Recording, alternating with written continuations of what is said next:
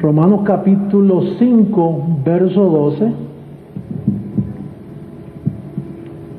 Vamos a ver si llegamos ahí, Patricia. Ese mismo. Ay, qué lindo que me lo subrayes así. Perfecto. Dice, por tanto, como el pecado entró en el mundo por un hombre, le falta un poquito allá, ¿verdad? Es por un hombre. Pues quiero que las visitas sepan que no estamos violando el verso. Por un hombre, y por el pecado la muerte, así la muerte pasó a todos los hombres. Fíjate lo que dice, que el pecado entró en el mundo por un hombre, no por los demás, es uno, un solo hombre. Uno dañó todo esto. ¿Lo dice ahí, sí o no? Y por ese pecado de uno, ¿qué sucedió? ¿Entró qué? La muerte. ¿A todos qué? Cuando dice todos los hombres, se entiende hombres y mujeres, ¿verdad que sí? O sea que aquí el problema fue ese. Vamos a hablar del principio. El problema fue ese, que el pecado entró. Si no hubiera entrado el pecado, pues no había necesidad de hacer nada, todo estaba perfecto. Y entonces los hombres no morían, nos quedábamos vivos eternamente. Pero el pecado entró, ahí que está el problema, entró el pecado por un hombre. Pero ahí no se quedó la historia.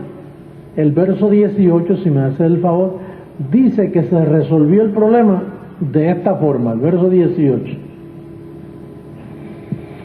Así que, eso es una conclusión, como por la transgresión de uno vino la condenación, ¿a cuántos hombres? Entonces, ¿qué dice? De la misma manera, por la justicia de uno, vino a todos los hombres la justificación de ¿qué? ¿Ustedes creen que eso es justo? Que si por uno entró, por uno salga. Yo creo que eso está muy sencillo. Por un hombre entró, por una cabeza representante llamada Adán, entró el pecado, entró la maldición, entró la condenación. Pues entonces es justo que entonces Dios se vistiera de carne y dijera, yo voy a resolver esto. Yo creé a Adán, y no entremos ahora quién es Adán, pero yo creé a un hombre llamado Adán, y él trajo el pecado y mató a la humanidad. Y quedó muerto todos los hombres, porque la maldición estaba, y el que se apareciera aquí en forma humana, el pecado lo cobijaba, porque eso es una cabeza representante. Y aún Dios mismo se viste de carne y trae un cuerpo en semejanza de carne de pecado. Lo único que, como él no fue concebido por hombre, el pecado no lo alcanzaba. Él fue nacido, ese cuerpo fue creado por Dios en el vientre de María. Entonces, María sí era una pecadora, pero como la mujer no participa en esa área del bebé, sino que es el que trae el semen, que es el hombre, pero como no hubo hombre, entonces Jesús no estaba en pecado.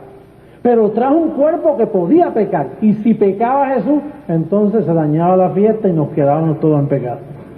Pero Jesús no pecó.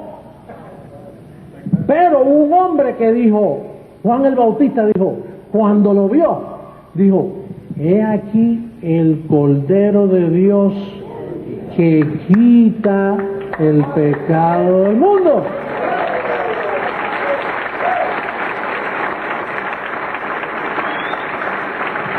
Entonces, ¿qué pasó? Que vino el Cordero de Dios, fue a la cruz, quitó el pecado del mundo. Pero entonces la Iglesia Católica siguió celebrando misa, recordando el pecado, como si no lo hubiera quitado. Por eso es que esa violación es imperdonable. Cuando usted es un pastor pentecostal o un predicador en la radio diciendo, arrepiéntete de tu pecado, ¿qué está diciendo? Que todavía Cristo no ha muerto, por lo tanto Cristo no ha quitado el Cordero, no quitó el pecado, y Él todavía está en pecado. Ahora, antes de la cruz, cuando Adán trajo el pecado, todos los hombres eran pecadores 100%, aunque se portaran bien. Pero entonces, ¿qué sucede? Que cuando el Cordero muere y quita el pecado, entonces el bebé no nace en pecado. ¿Cómo nace? Bendecido y santo. Y si el bebé se porta mal, cambia la posición. No, porque no es de la misma. Allá hay un misterio. ¿Qué dice allí? De la misma que es de la misma manera. ¿Y cuál era la manera? Pues que todos los hombres nacían en pecado, se portaran bien, oraran mucho, aunque no lastimaran, aunque no robaran, aunque no tuvieran nada malo en su contra, la posición era pecador. Pero cuando Cristo viene, establece una manera. ¿Y cuál es la manera? Pues que ahora, antes los bebés eran concebidos en pecado, pero al cambiar el pacto, se aplica la misma manera. El bebé ahora no nace en pecado, el bebé nace santificado y bendecido. ¿Y qué hace la Iglesia Católica? Te dice, mira, tienes que bautizar a ese bebé. Si no lo bautiza, está en el pecado original, como si Cristo no hubiera hecho nada. El pecado original de Adán tiene el bebé que nace hoy. Eso es una blasfemia. Por eso la Iglesia Católica es una mentirosa. Toda esa doctrina es mentira. Pentecostales, religiosos, evangélicos. ¿Tú crees que un evangélico se atreve a ponerse los pantalones y decir, vámonos a la misma manera? Si se van a la misma manera, no pueden bautizar. Si se van a la misma manera, no pueden llamar a arrepentimiento al púlpito.